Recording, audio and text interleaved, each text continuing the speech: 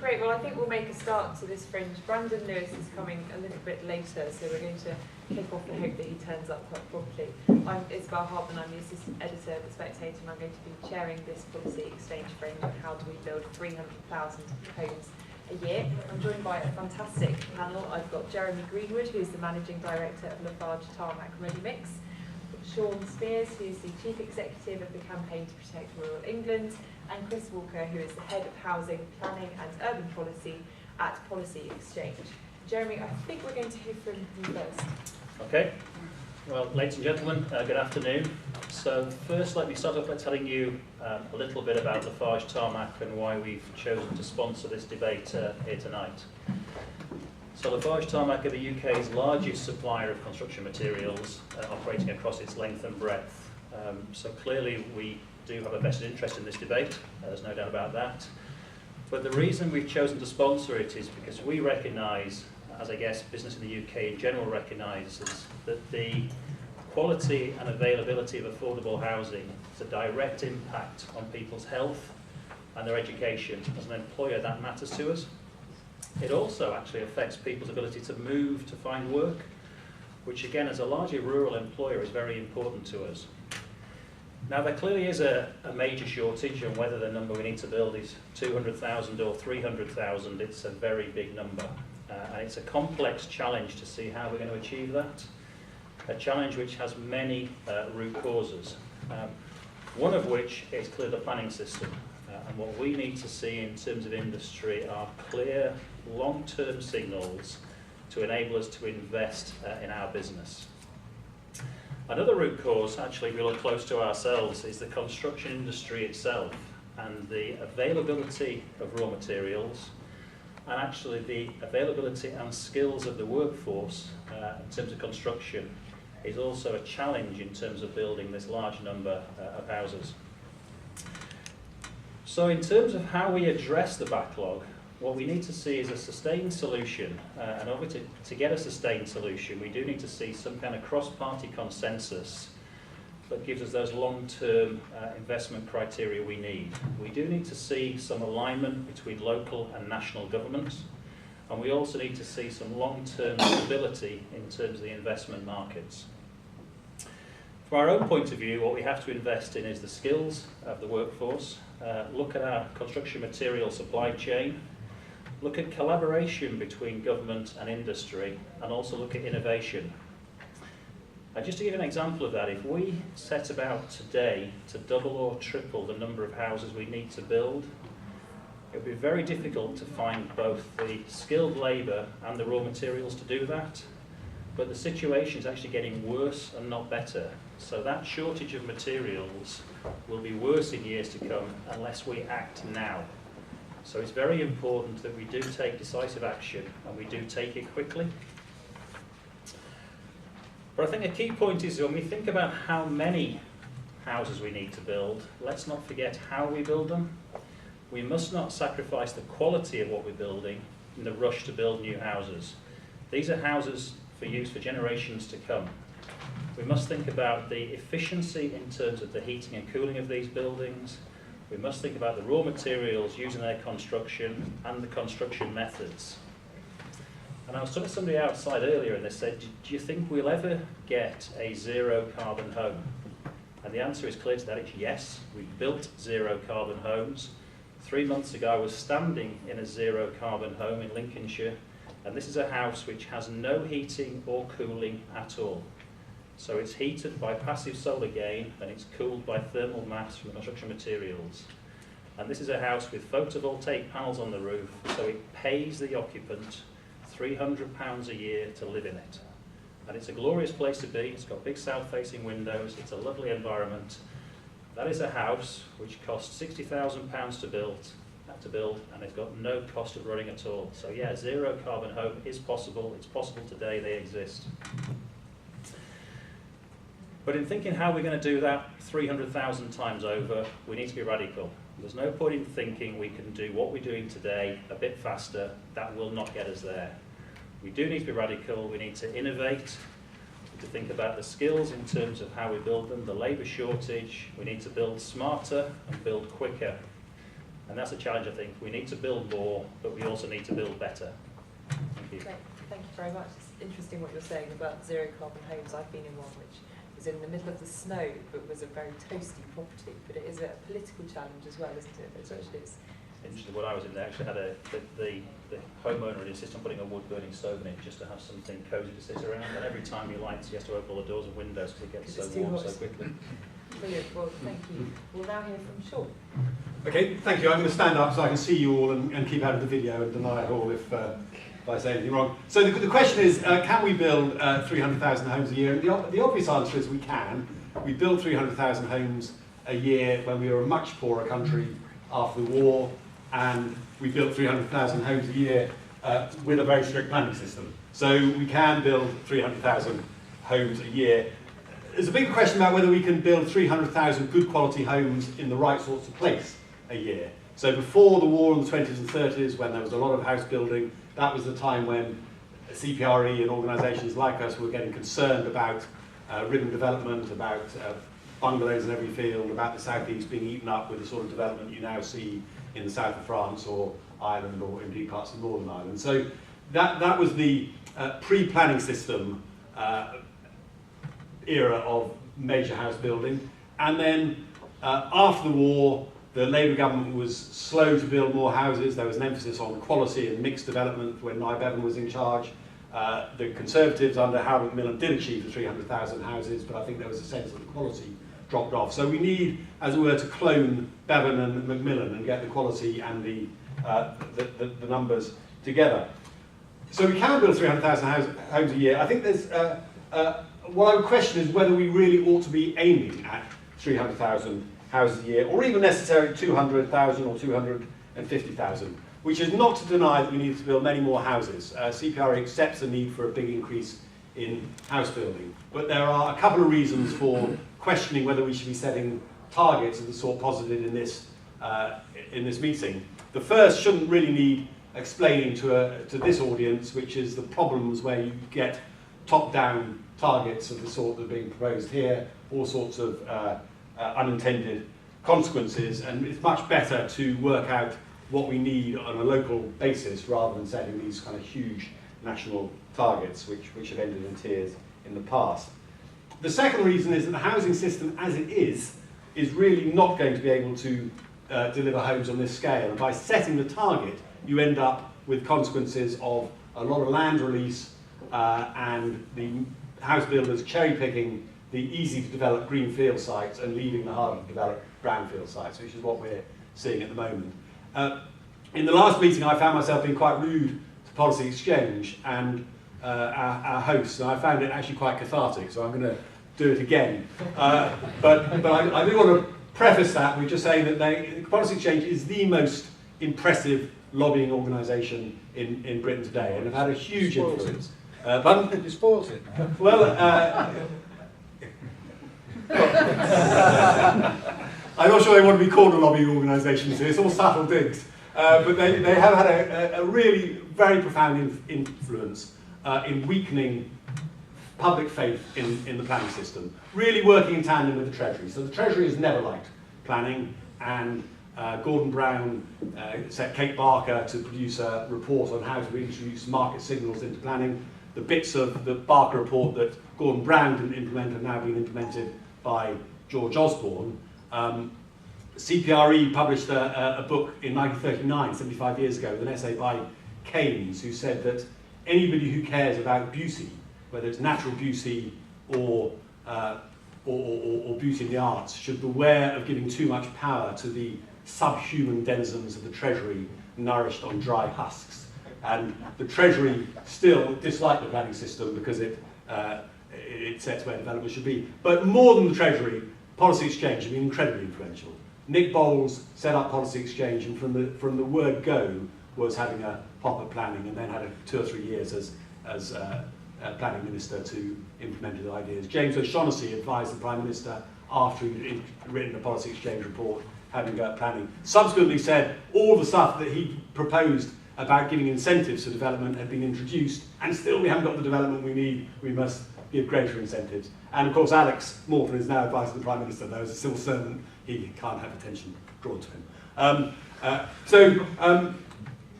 Policy Exchange have been sort of in control of the planning system for years. They weakened the planning system, and still the houses haven't got built. And so the question you have to ask is, unless you really want to go off into la-la land with the Institute of Economic Affairs and Adam Smith Institute and so on and totally abolish the planning system, is planning really the problem that's stopping us getting the homes we need built? And I would say it's not. What's much more of a problem is the structural shortcomings in the house building industry, and if Policy Exchange wonks could turn their huge brains to that, we'd end up with more constructive answers than simply having a pop at planning. Because the fact is that 30 years ago, small and medium-sized enterprises built 2/3 of the houses in this country built. Their share of the market's gone down to 1/3 and is still dropping. For 35 years after the Second World War, when we built the number of houses, when we built houses on the scale we're talking about, more than half the houses were built by the state. The state stopped building houses, the private sector hasn't taken up the shortfall, the private sector has carried on building at pretty solid rates since the war, give or take the economic cycle. And the major house builders have absolutely no incentive whatsoever in building on the scale that's being posited. And the major house builders, if you look at their annual reports, it's all about increasing the yield on their houses, building more executive homes, more 4 and 5 bedroom homes, increasing the scale and profitability of their land bank. There's nothing about building many more homes. So you have to ask, where are the homes going to come from? And if we carry on the current policy, which is to say to strong-arm local authorities to release more greenfield sites in order to meet their 5-year housing land supply, what's going to carry on happening is what's happening now, which is the major house builders cherry-picking the sites they want, saying that brownfield sites are not viable, saying that it's not viable for them if they are aiming at least 25% return on investment to build the affordable homes we need. And we will carry on getting the situation we've got at the moment, which is too few homes built and too much countryside lost. So we need to look much more seriously at the nature of the housing market. It's a shame Brandon Lewis isn't here, because I think the announcement the government made over the weekend, or the Conservatives made over the weekend, to have a programme of developing 100,000 relatively affordable homes on brownfield sites is exactly the sort of way we need to go forward. We're not going to be able to do this simply by releasing land and expecting the big house builders to double output. As Jeremy indicated, there are lots of problems with that. There's got to be other solutions, and we're also not going to be able to achieve it simply by weakening the planning system. In the end, the planning system is an indication of democracy, of people's concerns about development, and hankering after the Chinese planning system might be tempting for people who want to get development, but it's not going to be possible in a democratic country. Thank you very much. Well, I hope that was a satisfying attack on Policy Exchange. Now we get the chance of Policy Exchange to respond. Thank you very much indeed. Well, of course we can build 300,000 houses a year, and we need to, but we won't get anywhere near it continuing as we are. Last year we built only 112,000 homes, not much different to what we built 4 years ago, which was the lowest since the 1920s. There needs to be a much greater sense of urgency and ambition of delivery, not a head in the sand mentality. Of course, Shaun doesn't want us to specify a number. That's why he's painting it as some kind of target that's imposed top down, and that's absolutely not what the Policy Exchange is advocating. So what is the 300,000? Well, 230-odd thousand is expected from future household growth.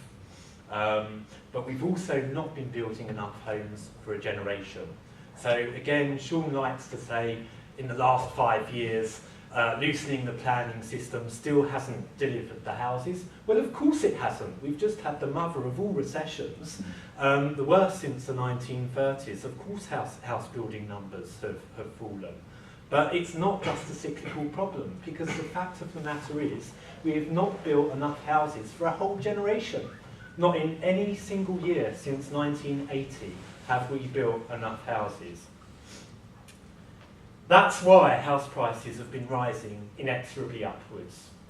That's why they are now 10 times average earnings, up from 5 or 6 times average earnings 30 years ago. It is why record numbers of young adults aged up to 35 are now living at home with mum and dad.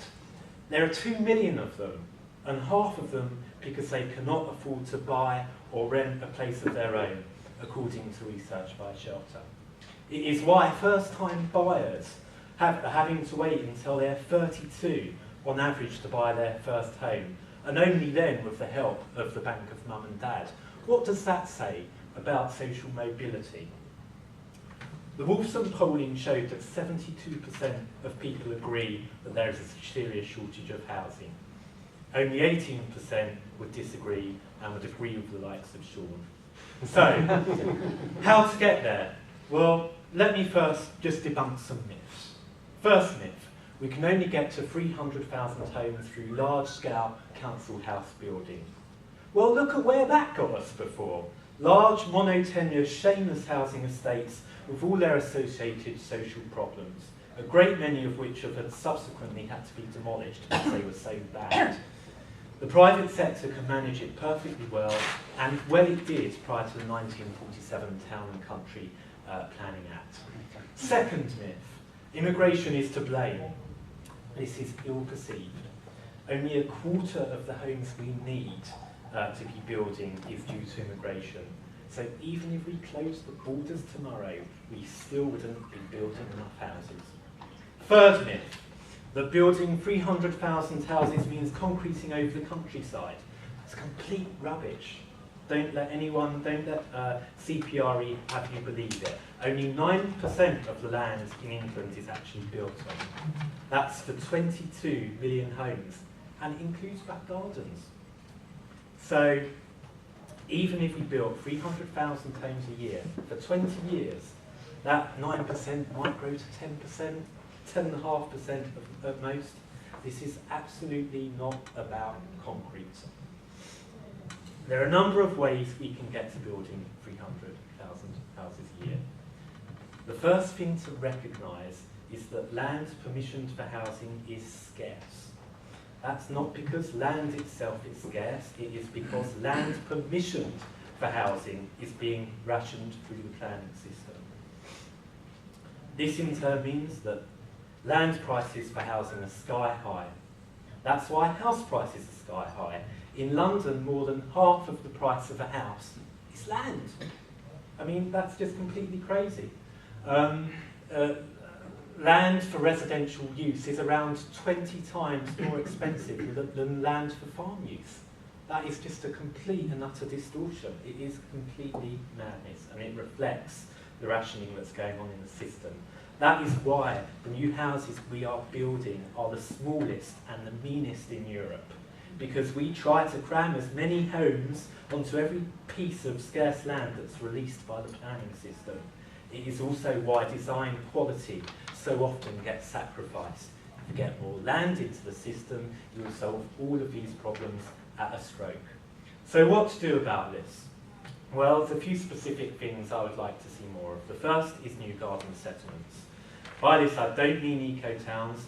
I absolutely do not mean something that is imposed top-down. New garden settlements have to be by local consent, not imposed by Whitehall. New settlements are important because they avoid all the trappings of unpopular sequential development. People object to the use of greenfields near them, near to where they live or where they are, look out to, and the added burden as well that it can place on roads and schools. New settlements move us fundamentally away from that. The second is more self-build. Only 10% of the homes built in this country are self-build, compared to 45% in the US and over 50% in Europe. Local authorities should have to release land for self-build to local people who wish to bid for it. Thankfully, the government has embraced this agenda, including an announcement of the budget for £150 million to support the infrastructure for this. Generally, we need to get more land through the planning system and faster. Development has to be by local consent, not imposed by Whitehall. Neighbourhood plans and local referendums by majority voting should be the driving force of what gets built. That is why design and placemaking and local engagement directly through local people, not local authorities, are so important, so that all people actually accept and want development. We've got to fundamentally shift people's attitudes to new development by making it visionary and something people can point to in a positive way. Regrettably, the NIMBYs often have a point in opposing new development, given what they've ended up with in the last 30 years. We need to fundamentally change that. We need to fundamentally shift the rhythm. Thank you very much. Well, perfectly timed. Brandon has just arrived. Are you happy to talk to us now? Is that okay? Yeah. Get started.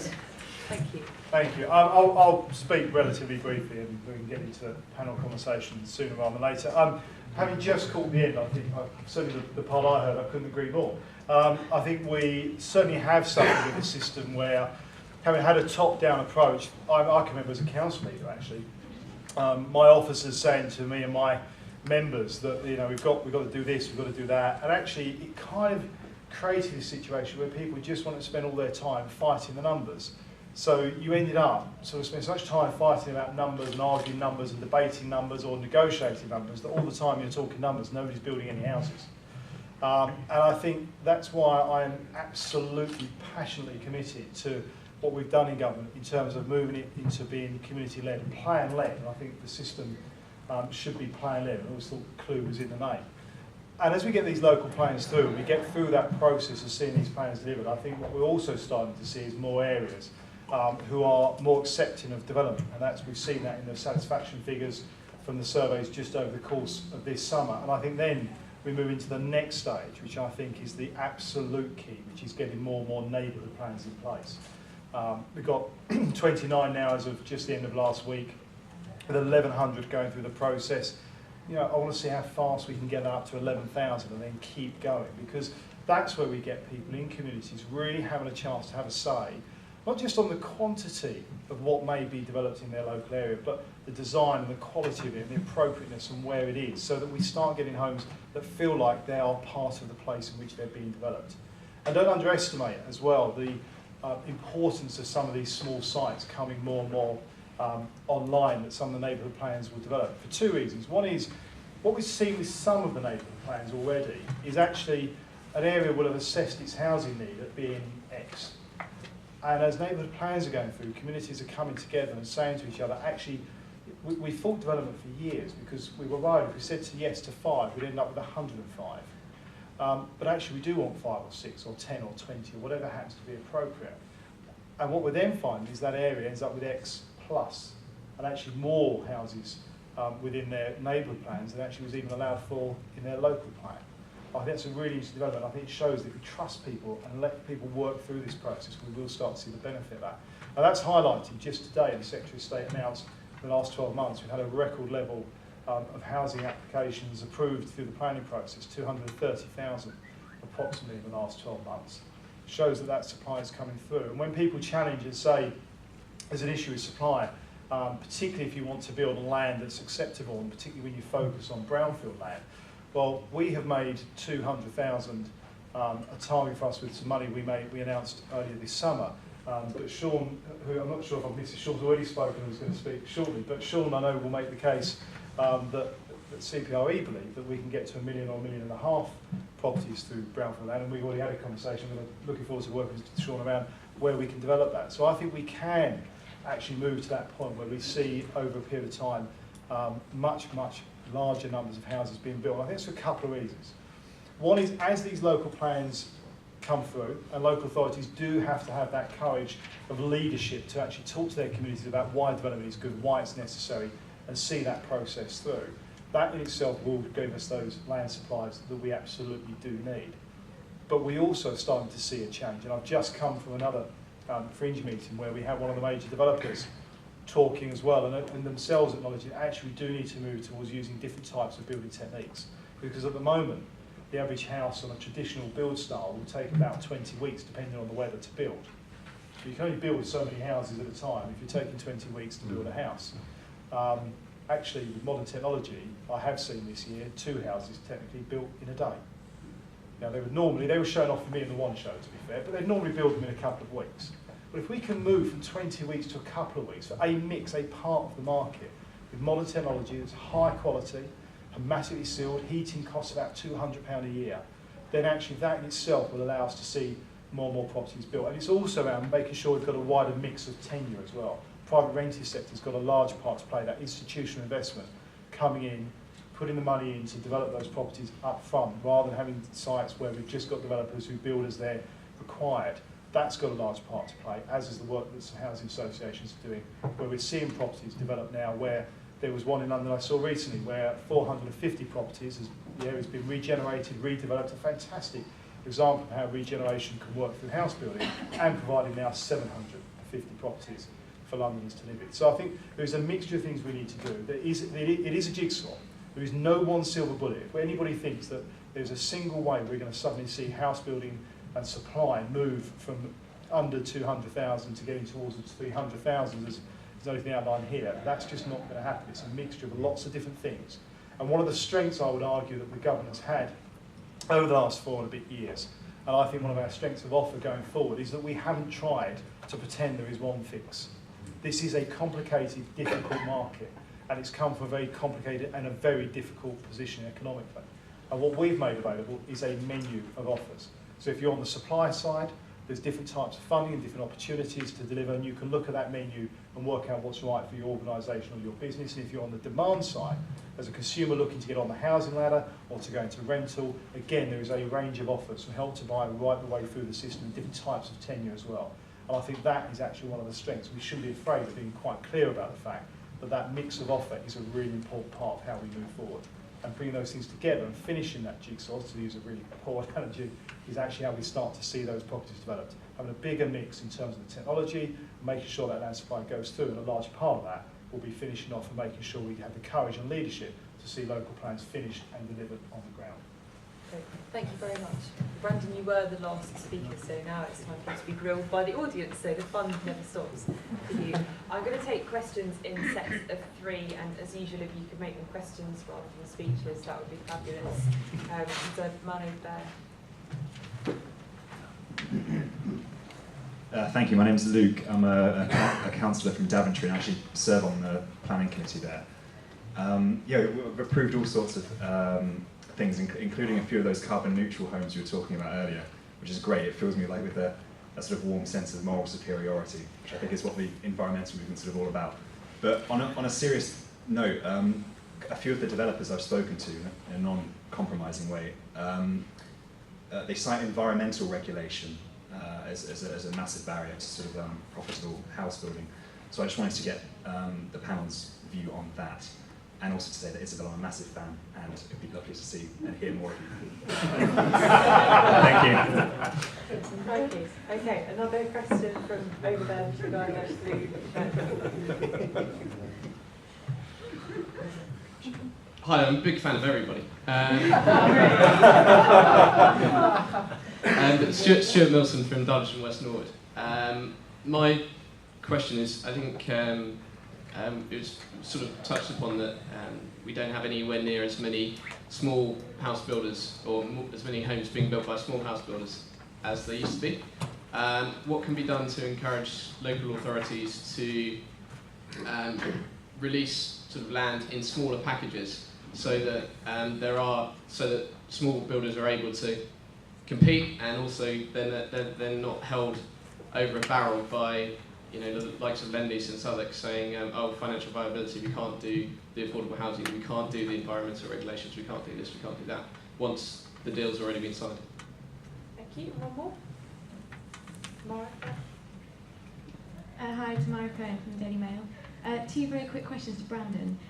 First of all, the houses that are built in a day or a couple of weeks, could you explain a bit more about those, what they're made of, why they're so much quicker?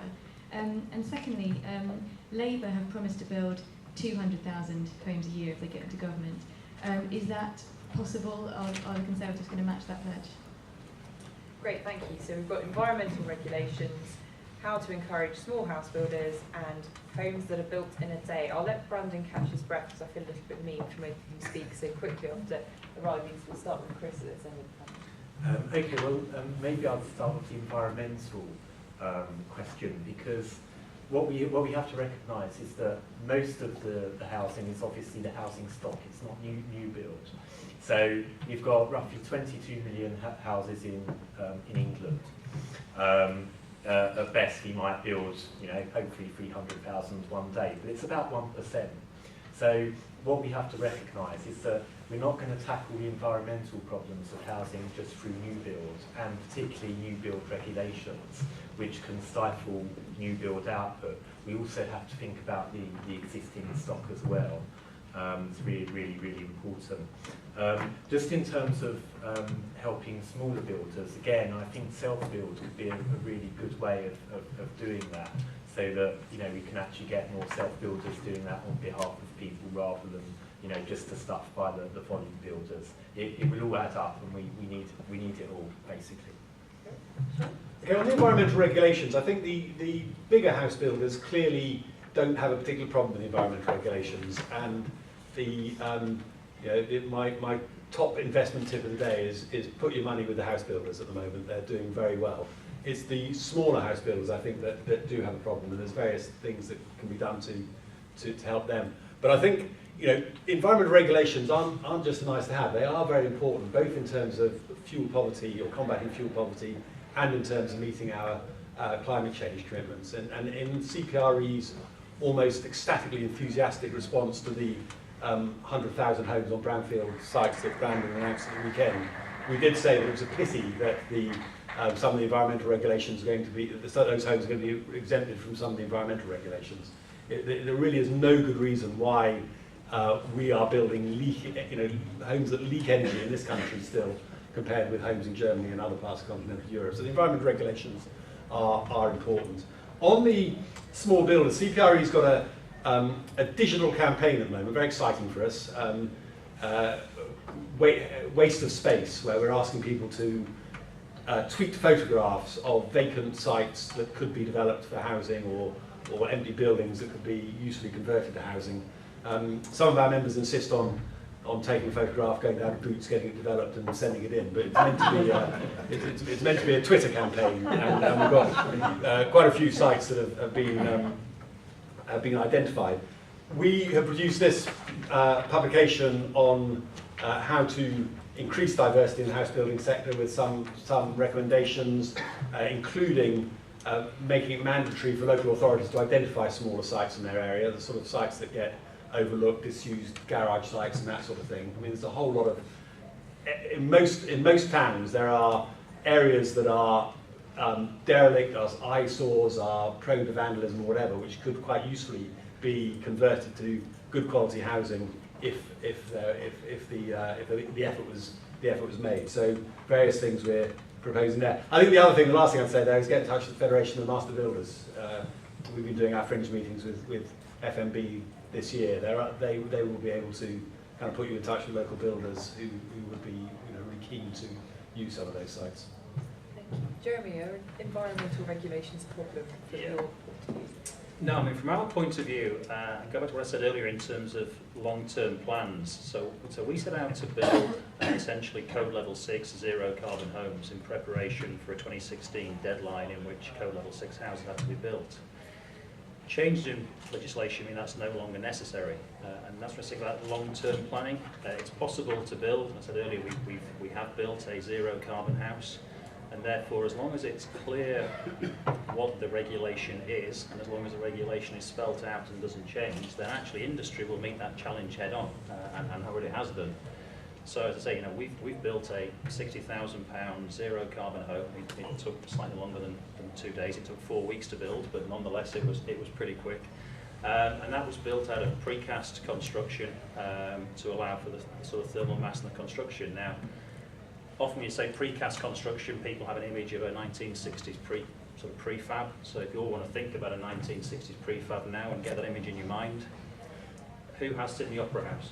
Because Sydney Opera House is a 1960s prefab. So please don't prejudge what it looks like by how it's made. In fact, the ones we built are actually stone clad, so from the outside you can't tell how it's built. So no, we can meet the challenge head on. What we need is consistency and certainty in terms of what that challenge is.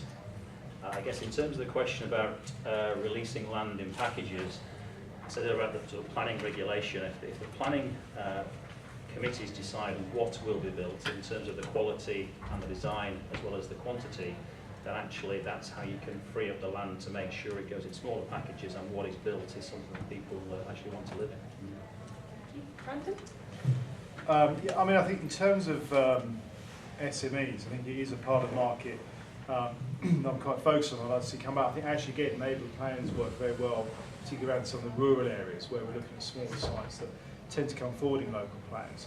But also some of the opportunities that even the 100,000 homes we announced on Saturday, actually there's an opportunity there for small builders, because one of the things small builders often find is the issue around 106 agreements and things like that, particularly on small sites, can be quite prohibitive. So one of the benefits of that is actually may well be something that's very attractive to some of the smaller builders.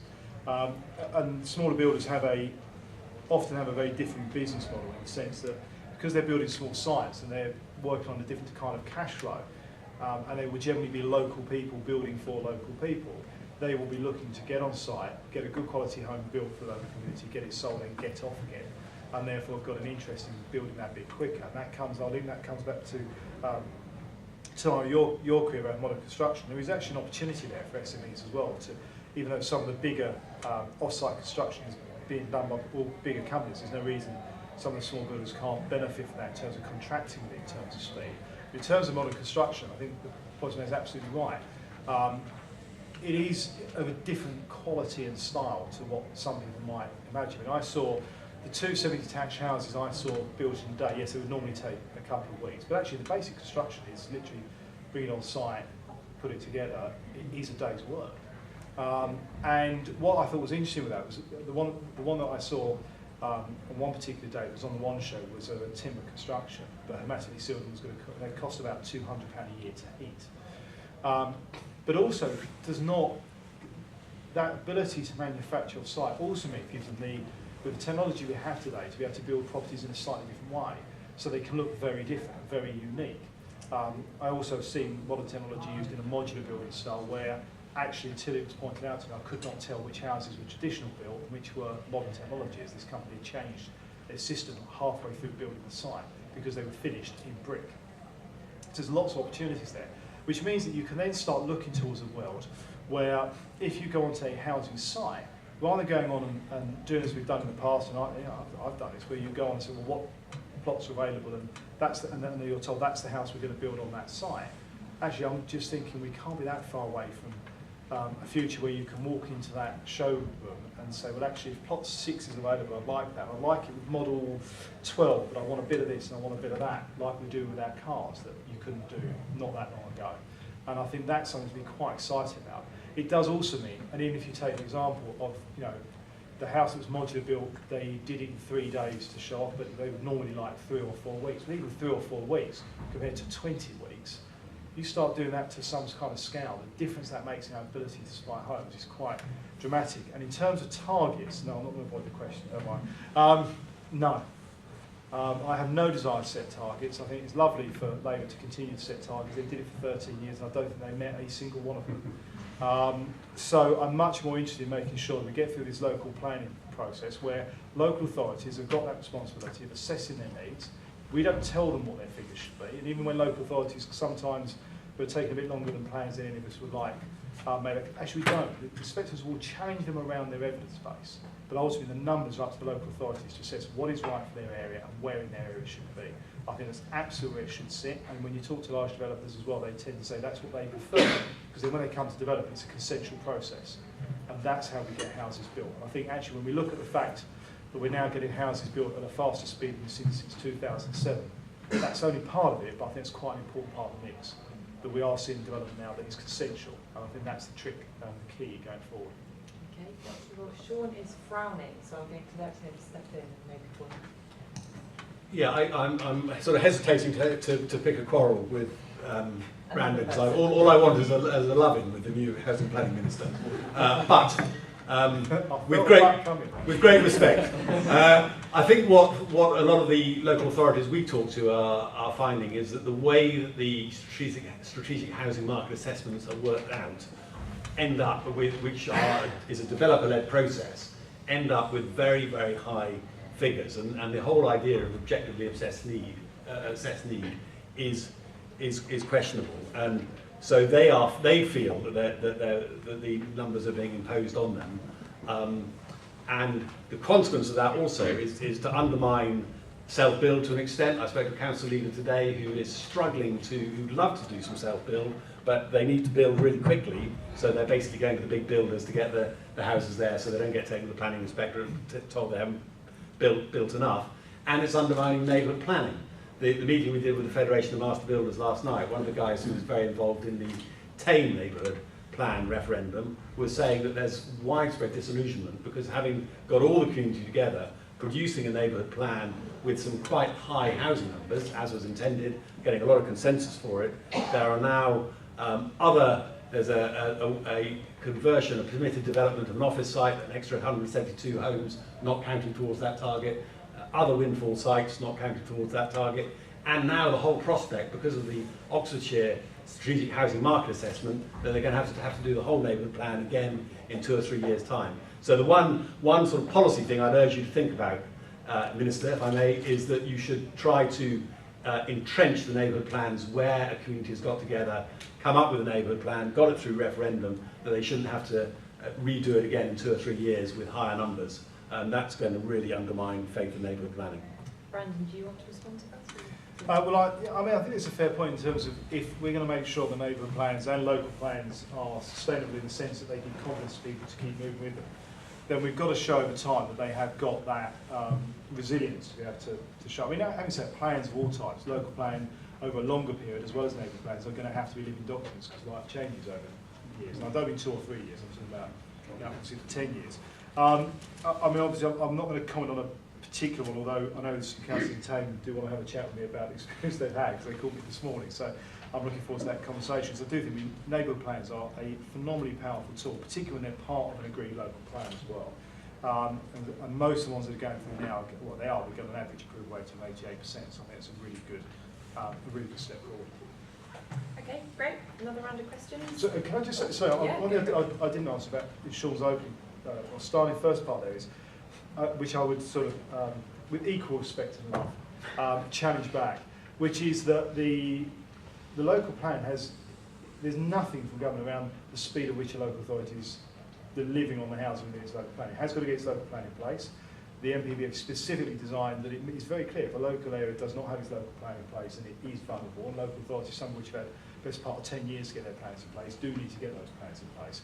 But then how the developers and how the developments go forward is actually completely separate. It's how the SHMAR is calculated, and to get some more advice from local authorities so they're able to fight off the idea that the numbers that are quite often implausible. Yeah, and there is an issue here for some local authorities where local councillors need to have the courage or the strength to also change their offers as well. Because ultimately, it is a decision for those local councils in terms of what they vote on the local plan. We've seen some literally in the last just couple of weeks where those councils have had to make some quite tough decisions, and actually good leadership locally, we can see that now. It's very quickly. One of the really good things about the MPPF that the government has brought in is that the numbers aren't dictated by local authorities necessarily or people, but they're also dictated by market signals. And the best indicator of how many houses are needed in an area is affordability and how affordable houses are. So I think that's a really important development. Okay, great. Well, I'm enjoying the amount of love that panel members are saying to one another. If anyone wants to ask a question, that would be great. Put them there in this ready. Hi, Catherine Sachs-Jones Catherine Sachs-Jones from the homelessness charity Crisis. 2 quick questions, both questions, I promise. The first is about the kind of role of local authorities and councillors in getting housing built. There was a poll last year which showed that 4 in 5 councillors recognised that their local area needed more housing, but they saw public opposition to housing as one of the main barriers. And nearly half of people oppose house building in their local area. Obviously that's a real challenge when it's potentially a loser for councillors to vote to be supportive of new housing developments. So what's the role of central government in helping get some of that through? And the second question is around, I think we all agree that we need to increase the supply of housing overall, but for many people on moderate, medium and low incomes, housing coming onto the market at the moment isn't affordable. So what's the role for affordable housing in new supply? And by affordable housing, I mean both housing to buy but also housing to rent, because for many people home ownership is quite a distant dream currently. Okay, thank you. There's a man at the back standing up. Thank you. Yes, thank you.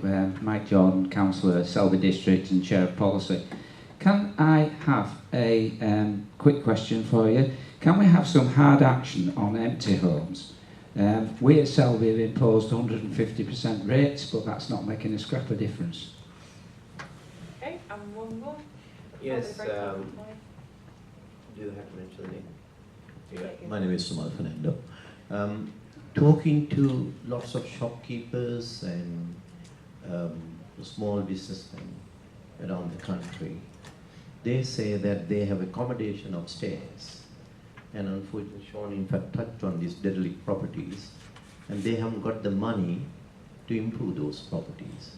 Now I remember long time ago, councils gave grants to improve houses, and then of course there was a restriction imposed that they couldn't sell those for some time. So I think in order to solve the immediate problem, particularly bearing in mind that some of our key workers don't have accommodation in the areas where they work, is there a case for the government to look at giving either grants or loans to the categories of people that I mentioned, so that they could get those places above their shops, etc., renovated, get ready for immediate occupation? Okay, thank you. So we've got central government role in more development and the supply of affordable housing, hard action on empty homes and derelict properties. Brandon, we'll start with you this time. Okay, I mean, in terms of the Catherine, in terms of the issue around having homes which can be politically unpopular, I think actually there's an issue around local government where that is the case. And again, I come at, it takes, you've got a good local leadership to talk about why you need development. Neighbourhood plans have shown that actually when people do have that conversation and quite open about it, they do have the understanding that they want and need development, sustainable development for their community, whether it's homes for family and children or friends, or just to make sure that that village with its shop or its pub is sustainable for the future. But equally, there was some evidence earlier in the summer, I can't remember who it was now, but that published around housing satisfaction survey that showed that actually there's a much higher level of satisfaction with development now than there was before, particularly in areas that have got local plans. So what you come back to once you've got the local plan in place is you've got developments that people in that community have already had a say on being appropriate for their area. So it comes back to having that plan-led system. I think you're absolutely right in terms of affordable housing. It is about having a really good mix as well. Mixes of tenures, mixes of styles. I think you're right about buy and rent. I think that's why I think the announcement on Saturday around 100,000 homes with a 20% discount is a fantastic message about us understanding that home ownership aspiration is still important to people, makes it even more affordable, particularly when it's linked to the rest of Help to Buy as well. It means somebody earning £30,000–35,000 now will be able to get on the housing loan in a way that actually has still been difficult because of the economic climate up until then. So I think that's a really big step forward. I think in terms of rent, it's about making sure that we've also got a really wide offer out there. And the private rent sector's got quite a large part to play in that. I think the start of seeing large institutional investment in the private rent sector, which will increase supply, which obviously has an impact on cost in itself, I think is an interesting road to go down. Why I think it's important that we see that develop and grow. In terms of empty homes, it's an interesting point. We've actually got more empty homes coming back into use. We've got record levels coming back into use. But if 150% council isn't doing the job, then please have a chat with me. Someone have a look at that. And just briefly, quickly, I'll let others comment in more detail, particularly around the comment about shops and properties above shops. There's a couple of things that we've just had a consultation, I'll be responding to it in the not too distant future, around being able to convert actually in retail into residential, some of which is about spaces above shops. Of course, there is also the complication of what's happened over the years in some places is those space above shops have been put into pension plans, which meant that they couldn't be residential because of the pension rules. So there is a challenge there, but actually we are looking at how we can make the plan a bit more flexible, because that also has the benefit of putting footfall back in the town centre and giving people access to a town centre and their high street, so you have a mutually beneficial opportunity there. Thank you. Jeremy. Okay, well, I guess to start off on the first question in terms of the local planning, I think this definitely links to the what is built as well as what is there currently. So I drove here today and drove through plenty of areas which were desperately in need of renovation, brownfield land which was ripe for housing to go on it. So I think the sort of local opposition to some extent does depend on what's there today, and therefore how attractive the alternative housing is and how attractive the housing that goes there could be. I think some of those brownfield sites lend themselves very much to sort of reasonable high density of housing, and that then does give you quite a nice sustainable community in terms of the number of houses built in a small area. And if they're built in the right way, it can still be a very attractive place to live. I think the sort of affordability criteria, you talked about the cost to buy and to rent, and clearly therefore the construction cost goes into that, but also the running cost. And Brandon was sort of rather cavalier in offering £200 a year to heat his house, as I said earlier, and he didn't hear before he came in, but you can build a house that pays you £300 a year to live in it if it's built energy efficient enough. So I think the affordability does go to the construction and, of course, the durability, maintenance and running costs of that there afterwards. On the other two rather more political points, I'll shy away from offering anybody a loan on anything. And I think, yeah, empty housing clearly is a nonsense. But I think on the existing housing stock, and I think Chris mentioned it earlier, in terms of actually making sure the existing housing stock has its environmental credentials raised to make it a lower cost running option and a more sustainable option is very important as well. Thank you very much. Sure. Just on the point about the brownfield in Birmingham, it is telling. There is so much of it, and yet there's plans to build in the Greenbelt and leapfrog the Greenbelt into the Shire counties around. So we too need to kind of continue the push to get this brownfield land developed. The only thing I'd say about the shops is that this is a long-running campaign. It is crazy that it sometimes costs more to renovate a building than to build a new one because of the VAT setup. We need to sort of reduce VAT to 5% for refurbishment would make a huge difference, but I don't expect Brandon to commit to that. Not tonight. Successive chancellors have resisted that. On the how to get acceptance in new homes, we produced a charter for this a few years ago, saying that if the house builder is committed to proper community consultation, to brownfield first, to master planning with decent infrastructure, to good design and adequate space standards, better space standards, then a lot of the opposition, we thought, would melt away. Unfortunately, the spokesperson from the Home Builders Federation said, having heard me, he realised that quality and standards was the new NIMBYism, which was not quite meeting me halfway on that. But I think improve the quality of the development and you will get more consent. On affordability, it's a bigger political question. Chris says that the reason that housing is unaffordable is because we haven't built enough. Obviously, there's a relationship between price and supply, but it's not as simple as that. And where you had unlimited land and weak planning in Spain and Ireland and America, you had a big housing bubble. The fact is that what would make a big difference is if we had a cross-party consensus that we wanted stable house prices.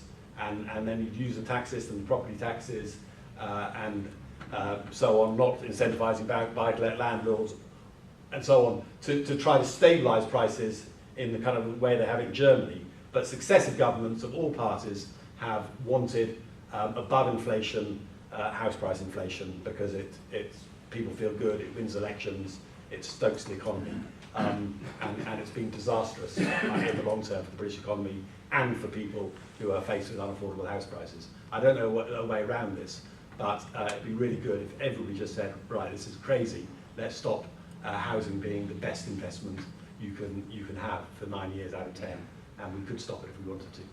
Just on the quality and standards being the new NIMBYism point that you just made, I covered a story a few years ago of a council that had decided to specify that all homes must be built to code sustainable homes level 6, which was quite far ahead of anything that was being built on a large scale at the time. Do you accept that for some councils actually they could use it as a way of slowing development in their area? They could, but I think there's an issue that, you know, if you're driven by numbers, then there's a risk that you reduce quality.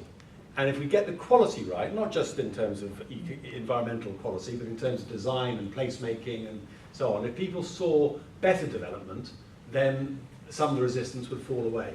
It's because we've been fixated on numbers under the old top-down Labour system, but also under Spiers now, that we're tolerating a lot of substandard development. And of course people, if they see substandard development on their doorstep, are going to resist it. Thank you. Chris? I'll pick up first on the point about empty homes. I think obviously we don't want empty homes going to waste. You know, that's you know, not desirable. But we have to recognise that there aren't actually that many empty homes in play. Again, we've got a housing stock of 22 million houses, and probably 200,000, maybe 250 tops are empty at any one time. Of course, a great many of the empty homes are actually empty because they're being renovated, so you've got this sort of natural churn effect going on. So don't think for a moment that we can solve our housing woes by filling all the empty homes. We can't do that. The second point I want to pick up on, and it's about dispelling a fourth myth, if I may, and it's this notion that we can that there's enough brownfield land out there to meet our housing requirements. There isn't. DCLG's own analysis a while ago showed that there was enough redevelopable brownfield land for 1.5 million new homes. That's if every square inch of that land was used. However, the same DCLG analysis also showed that if you constrained that 1.5 million homes worth of brownfield by the household projections and by where the demand is, and if you also stripped out all of the brownfield that was actually still in use, that 1.5 million dwindles to 200,000, perhaps 100,000. And so we need to get real. There's probably only enough brownfield land out there for barely 1 year's supply. We have to recognise that you need to use greenfield land to solve the housing crisis. Go on, Shaun. Well, I don't accept that, and but we are revisiting those figures, and we've got a big research report coming out in December from the University of West England, sort of interrogating the availability of brownfield land. But brownfield land is a stream; it's not a reservoir. There's a lot of intelligent densification you could do anyway in existing sites or existing places that actually don't work as communities at the moment. Richard Rogers has talked about building garden cities in cities. So a place like New Addington in Croydon, not a very mixed community, low density, too low density to support local services. You could build an awful, you could densify a place like that and get a much better community with more usable green space if you had the vision to do it.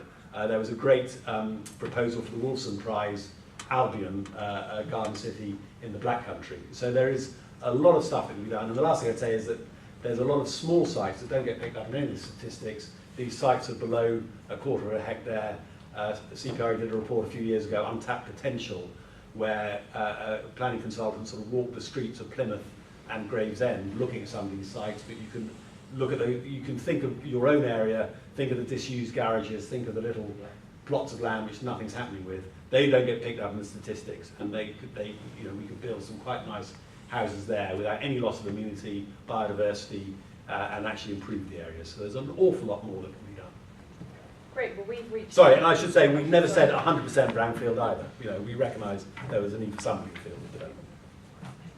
We've reached the end of this fringe, and these two haven't attacked each other, so I think it's good. Thank you so much to the Lafarge Tarmac for making this fringe possible as well, and to Policy Exchange for organising it. And thank you so much to our speakers. Can we give them a round of applause?